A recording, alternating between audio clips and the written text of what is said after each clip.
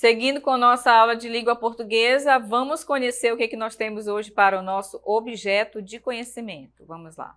Olha aí, a aula 30, objeto de conhecimento é a crônica e o detalhamento é projeção de produção textual escrita, parâmetros comunicativos, quem, para quem e por quê. Esfera social prevista, momentos e elementos da narrativa dentro da crônica. Então, esse é o assunto que nós iremos estudar neste primeiro momento. Segue a aula para vocês.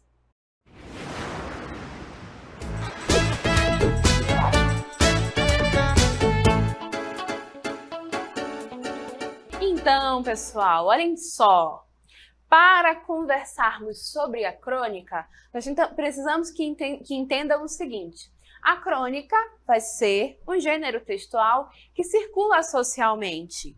E ela é predominantemente narrativa, certo? Quer dizer que nós vamos observar que, em geral, as crônicas apresentam um processo em que se conta uma história, um processo em que há o desenvolvimento ali de uma história. Só que a crônica ela é breve. Em geral, a crônica é bem mais curta que um conto, tá bom? E é nesse processo que talvez a gente consiga diferenciar um conto de uma crônica, além de uma outra característica muito importante, porque uma crônica sempre nos puxa para o processo de refletir sobre algo, certo?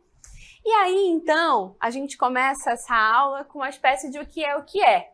Ou seja, uma adivinha. E nesse processo de o que é, a gente já apresenta para vocês algumas características da crônica. Então, olhem só. O que é? Essa pergunta, normalmente, a gente faz quando tem aí uma adivinha, né? Aí aquela charadinha, não é?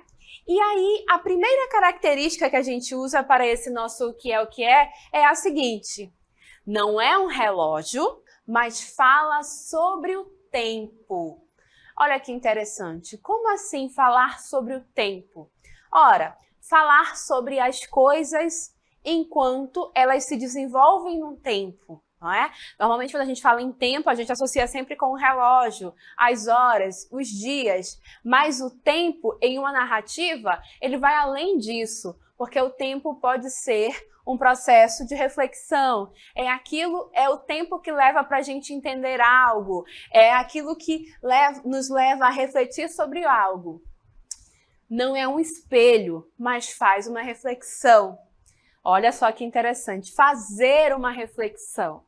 Ora, como assim refletir? Pensar a respeito, olhar para aquele processo, olhar para aquela situação que está sendo narrada, que está sendo contada, e, a partir dela, fazer um pensamento, pensar a respeito, por que aquilo acontece, quais são os efeitos a respeito daquilo, e assim por diante.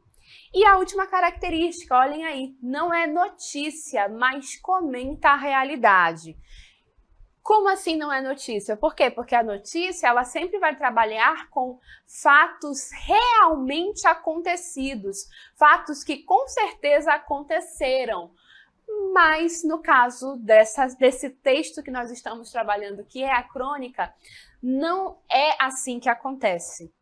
Uma crônica não vai trazer efetivamente o fato com detalhes, dizendo para nós onde, como, por quê. Vai se inspirar na realidade.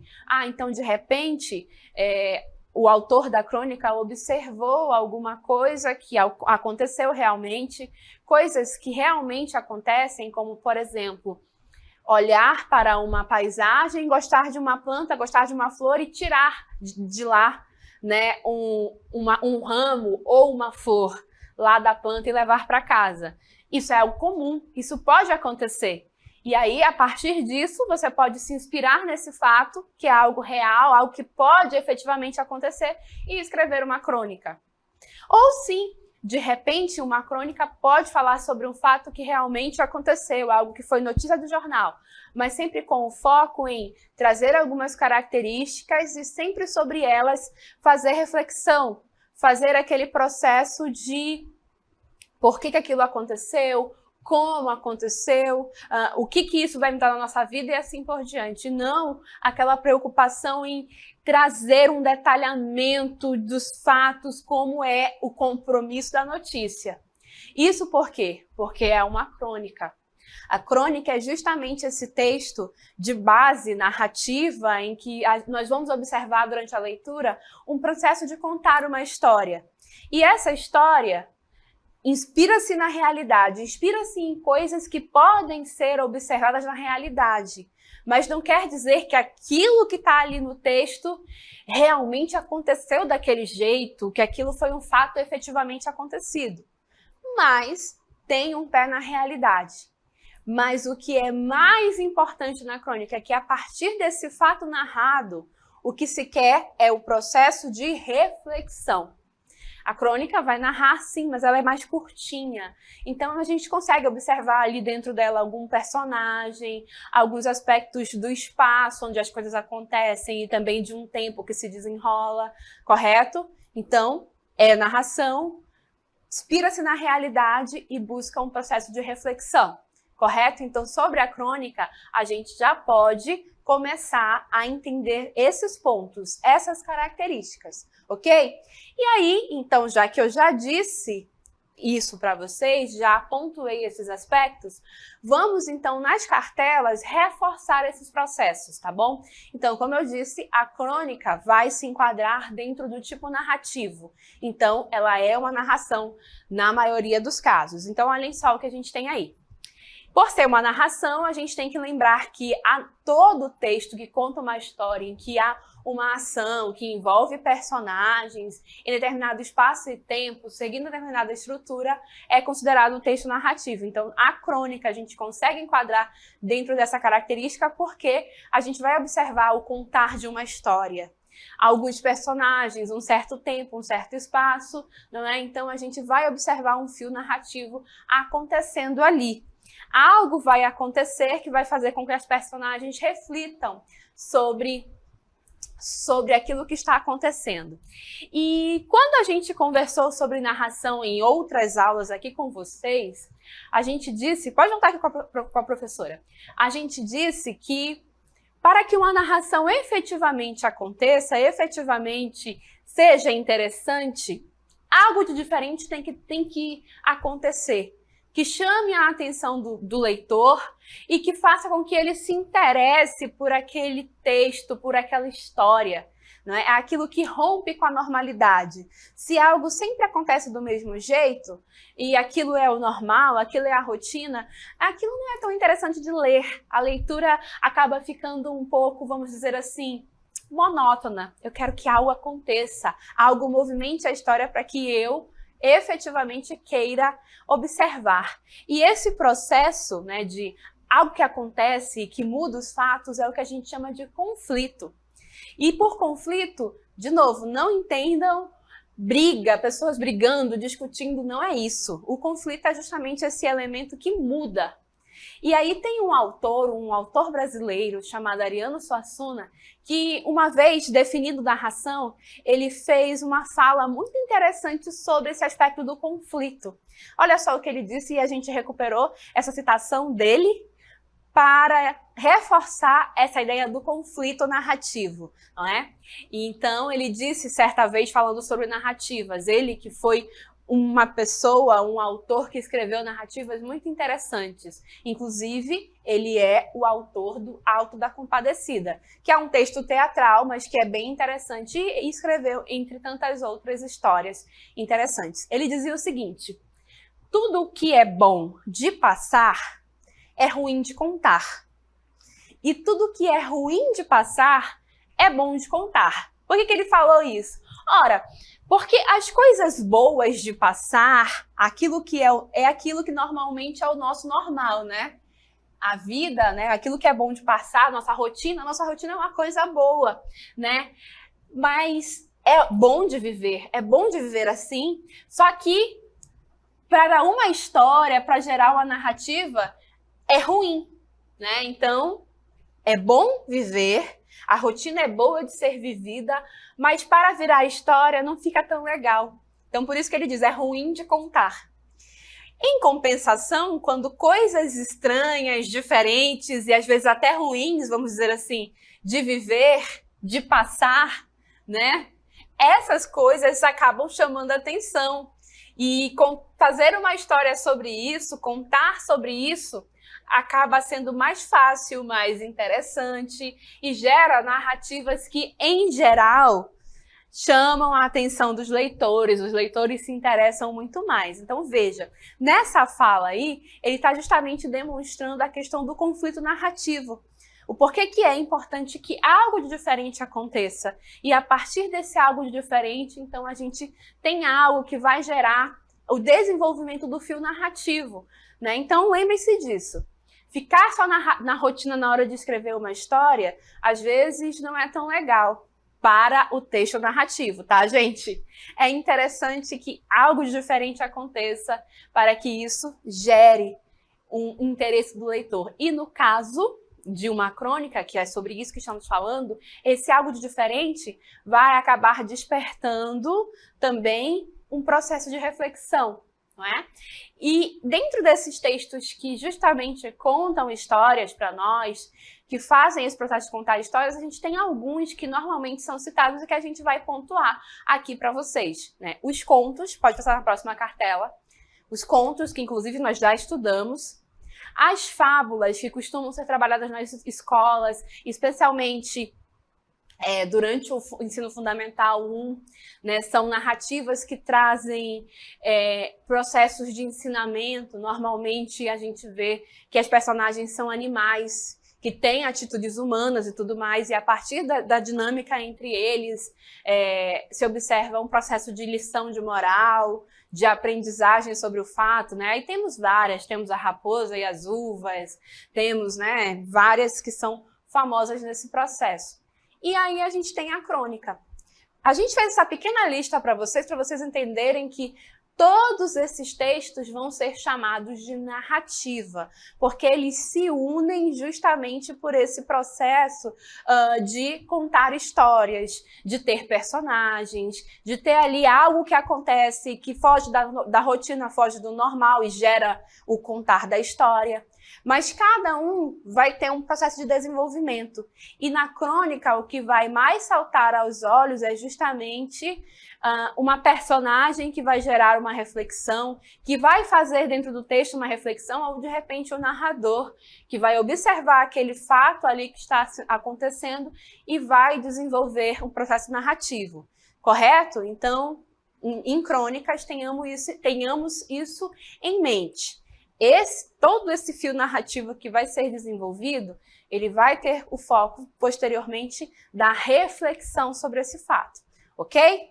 Então, agora que a gente já comentou bastante sobre isso, vamos agora ler um exemplo de uma crônica, um primeiro exemplo.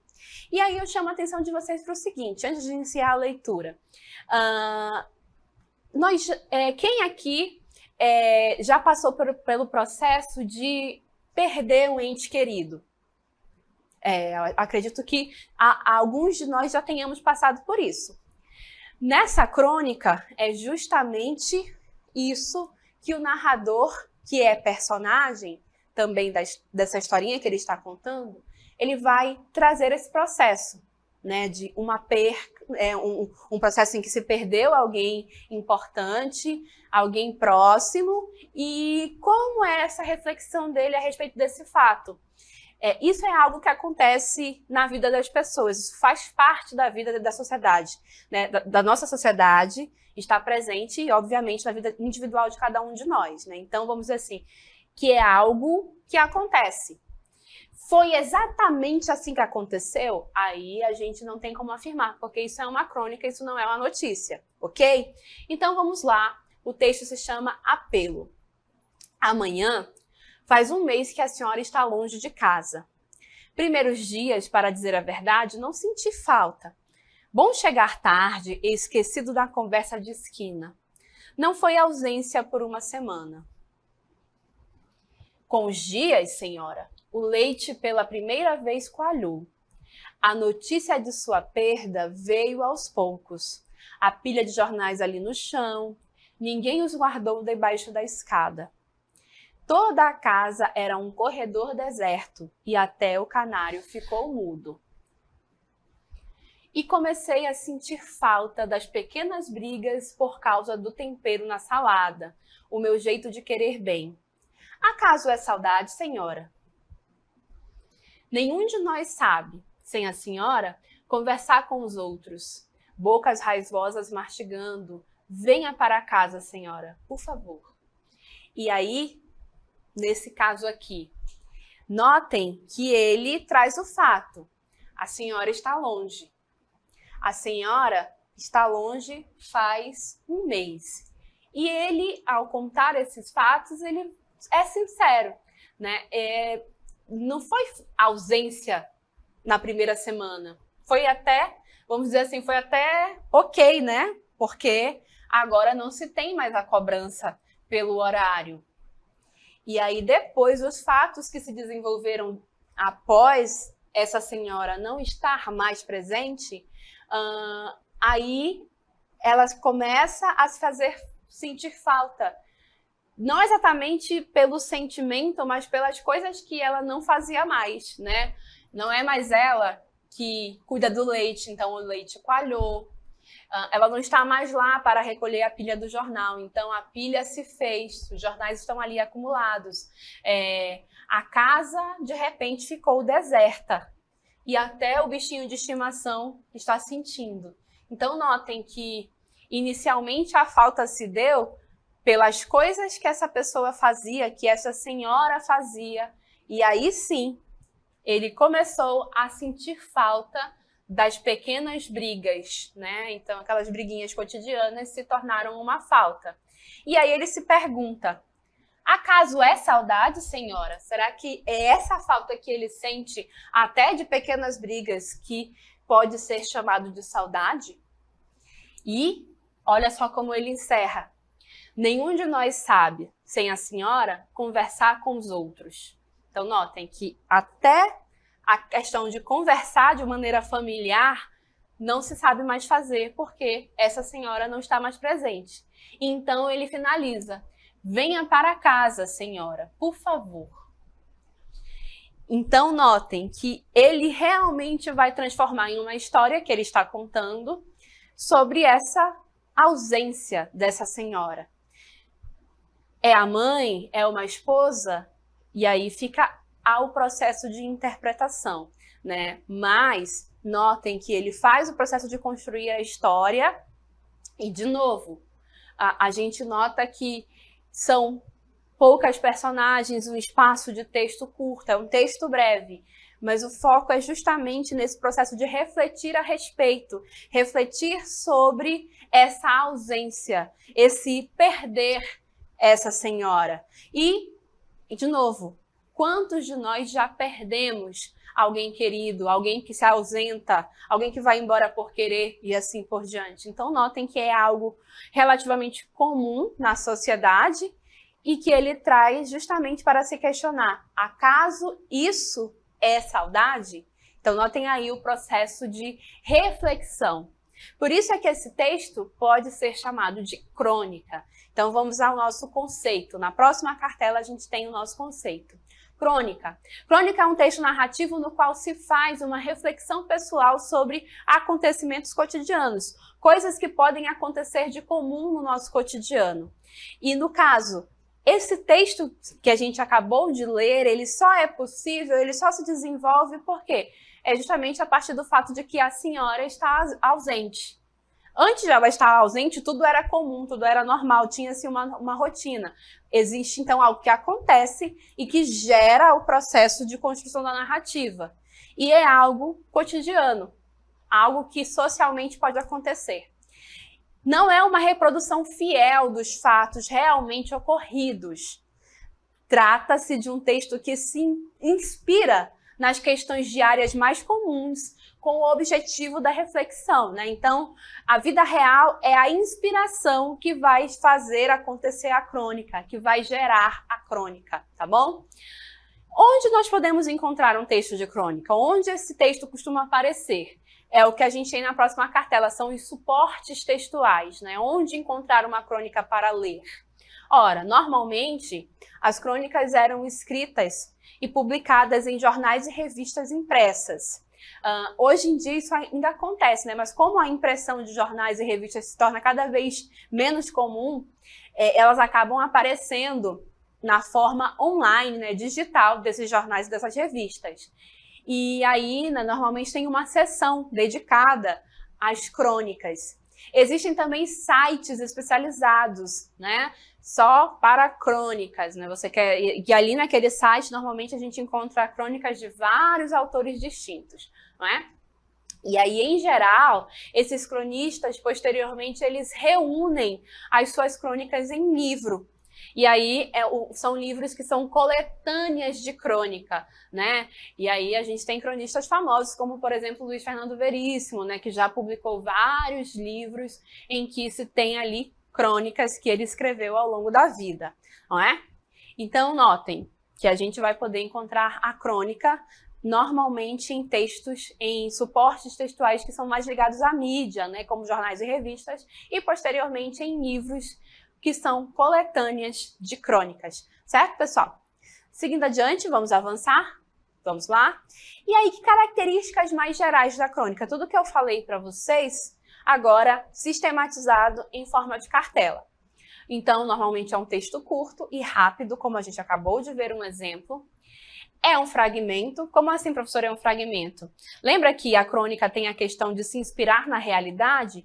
Então, em geral, é um fato, é um elemento, é uma coisa que aconteceu, que está sendo ali contada. No caso, a senhora se ausentou. E é esse fato, é esse fragmento do cotidiano ali dessa pessoa que está narrando e que vai gerar o processo da saudade. Não é uma história que se alonga durante anos, durante meses, não. É aquele fragmento, aquele retrato, vamos colocar assim, daquele momento que gera a narrativa.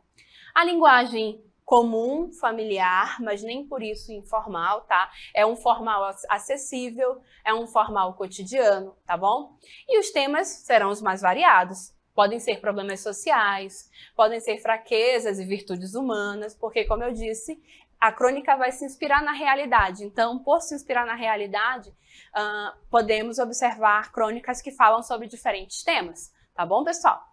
E aí as crônicas, elas podem vamos dizer assim, ser, de certa forma, classificadas a partir, vamos dizer assim, de características mais gerais. A gente pode dizer que uma crônica é mais jornalística ou uma crônica é, de repente, mais literária. Mas, professora, a senhora não disse que a crônica não é uma notícia?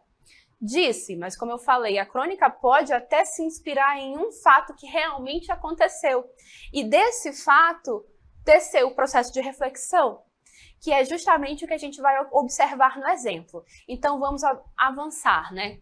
A gente trouxe dois tipos principais de crônicas para dividir aqui com vocês, tá bom? Então, o primeiro tipo nós estamos chamando de crônicas jornalísticas, e ela vai justamente versar diretamente sobre algum fato importante, né, que ocorreu em um momento e que pode ser tanto ligado à política, ligado aos esportes, ligado à economia, e a partir desse fato efetivamente ocorrido e importante, vai tecer o processo reflexivo. E aí não vai ter assim tanto o uso de recursos literários em si, né? Mas é o que a gente vai observar durante a leitura do exemplo. O nosso exemplo é uma crônica escrita a partir de um fato esportivo, que realmente aconteceu há alguns anos atrás, né? Na situação em que o Brasil sediou a Copa de 2014, e aí houve, né, aquele jogo entre Brasil e Alemanha, que nós sabemos que foi um placar bem desfavorável para o Brasil, né? Nós perdemos o jogo por 7-1. Isso foi algo que marcou, né? Nós brasileiros somos apaixonados por futebol. Então, perder dessa forma dentro da nossa casa foi algo que realmente marcou negativamente a nossa história, no nosso futebol mais importante, né? Na nossa paixão pelo esporte mais importante do país, né? Então, sobre esse fato, fez-se uma crônica, né? Mas, de novo, é jornalístico, tem um pé em um fato real, mas lembrem-se da reflexão. Vamos ver como isso acontece?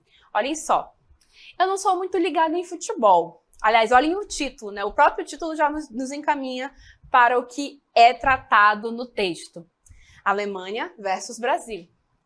Eu não sou muito ligada em futebol. Posso dizer que hoje em dia, em termos de futebol brasileiro, não torço para ninguém. Até porque não me interesso pelos resultados dos jogos.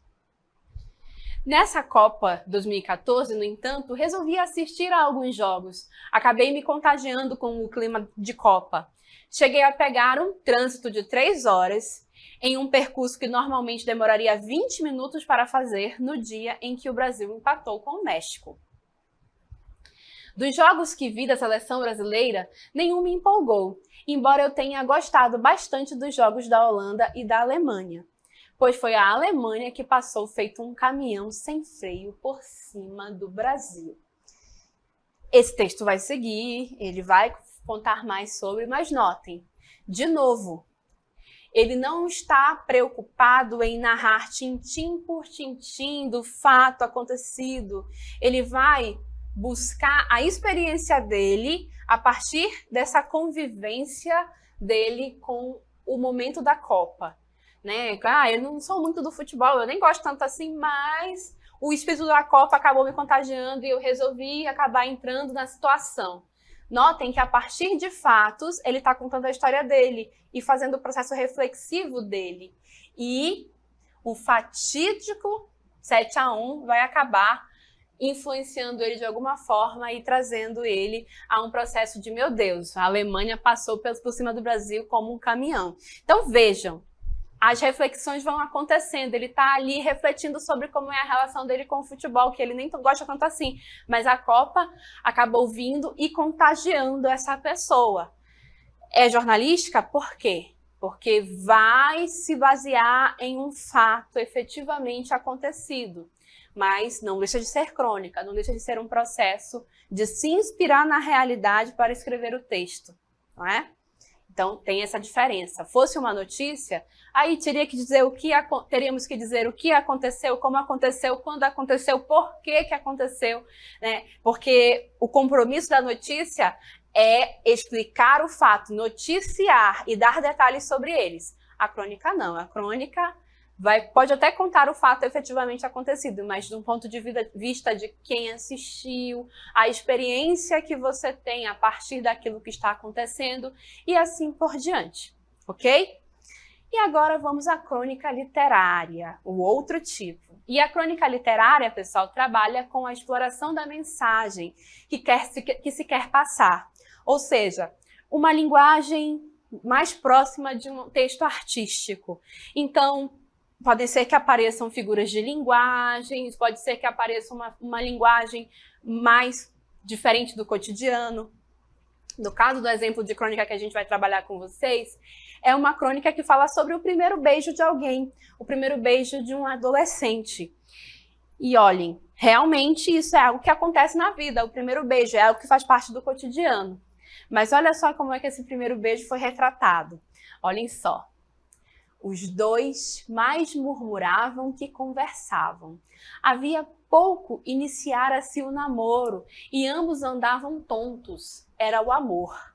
Amor com o que vem junto. Ciúme. Está bem, acredito que sou a sua primeira namorada. Fico feliz com isso, mas me diga a verdade, só a verdade. Você nunca beijou uma mulher antes de me beijar? Ele foi simples. Sim, já beijei antes uma mulher. Quem era ela? Perguntou com dor. Ele tentou contar toscamente, não sabia como dizer. E aí, gente, o que acontece? Essa mulher que ele imaginou que ele já beijou, na verdade era uma fonte onde se podia beber água, que era em formato de uma mulher. E aí, ele, ao ir beber água nessa fonte, ele acabou encostando os seus lábios nos lábios da estátua. Olha só. E aí ele julgou isso como seu primeiro beijo. O texto é mais longo, conta tudo isso. E aí olha só o que diz nesse ponto. Soube então que havia colado sua boca na boca da estátua da mulher de pedra. Ele se tornara homem. Então nota, o primeiro beijo que é algo que a gente imagina que esse adolescente iria associar com uma outra pessoa, né? Ele acaba trazendo aí o fato de que o seu primeiro beijo, na verdade, foi em uma estátua, né? Uma mulher de pedra. Então, por que isso seria literário? Por que isso seria artístico? Justamente por trazer uma linguagem pouco usual, ou melhor, nesse caso, trazer um fato que poderia ser comum, o primeiro beijo de alguém, e transformar em algo inusitado. Então, a linguagem literária, ela vai justamente nesse processo de buscar expressar-se de maneiras diferentes, de buscar trazer o processo de contar a história a partir de pontos de vista inusitados. Quando você lê o título O Primeiro Beijo, você imagina que vai ser o primeiro beijo de uma pessoa com outra pessoa, e não com uma estátua de pedra. Mas note, para esse rapaz foi significativo, a ponto de ele afirmar para a namorada dele, que era a primeira namorada, que antes ele já havia beijado outra mulher. Então vejam que ambos os textos, todos os textos, na verdade, que eu apresentei para vocês durante a aula, são textos narrativos, cada um contando uma história. Cada um nasce a partir de vamos dizer assim, de um conflito. No caso da crônica O Primeiro Beijo, esse conflito vem da pergunta da namorada a partir de um ciúme. Será que o namorado já beijou alguém antes? Ela sente esse ciúme e isso gera o processo narrativo. Na crônica Alemanha versus Brasil, é o fato de o Brasil acabar, né, trazendo a Copa do Mundo para cá, e isso contagia os outros todos, e posteriormente o Brasil tem um resultado ruim, não é? E na primeira crônica, qual é o conflito? É justamente a ausência da senhora. Não é? Então notem, em todos esses textos, o que se quer é um processo reflexivo, algo que leva à reflexão a partir da história contada. Isso é crônica.